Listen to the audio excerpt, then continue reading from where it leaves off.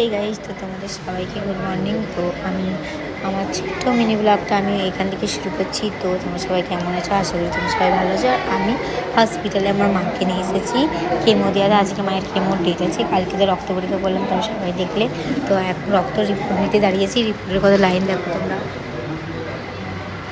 হচ্ছে রিপোর্টের লাইন। আর আমি আছি এই যে এখানে ঠাকুরের পেছনে। তো এখন রিপোর্টটা নেবো, তারপরে ওই রুমটায় যাবে মাকে বলতে। এটা হচ্ছে রিপোর্টের লাইন, রিপোর্ট নিচ্ছে। আর এই রুমটা হচ্ছে কেমোর লাইন। তো চলো আগে আমি রিপোর্টটা নিয়ে মাকে কেমোটা চাপাই, তারপরে তোমার সাথে আবার আসছি। গাইস, মাকে কেমোর ঘরে ঢুকিয়ে দিয়েছি আর মা এখন কেমো নেবে। ছয় রকম বসে আছে। তো গাইস, মাকে এখন কেমো দিয়েছে। মাকে আজকে 3টে কেমো দিয়েছে, দেখতে পাচ্ছ। মায়ের একটা কাচের বোতল, 2টো কাচের বোতল, একটা এমনি স্লাইনের বোতল।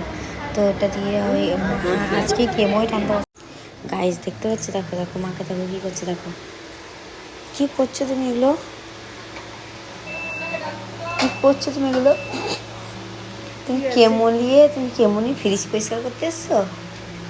হ্যাঁ মা, কি মা দেখো নিজে এসেছে ফ্রিজ পরিষ্কার করতে। আমি রান্না করছি আর দেখো ফ্রিজ পরিষ্কার করতে এসে। দেখো ফ্রিজ করবো না কেন? দেখো আমি ভাত হয়ে গেছে আর করছে ডাল আলু, ভাত আর ডাল আলু। তা দেখতে পাচ্ছ মাকে দেখো কী করছে, ফ্রিজ পরিষ্কার করছে। দেখো সব নামিয়েছে, দেখো নোংরা।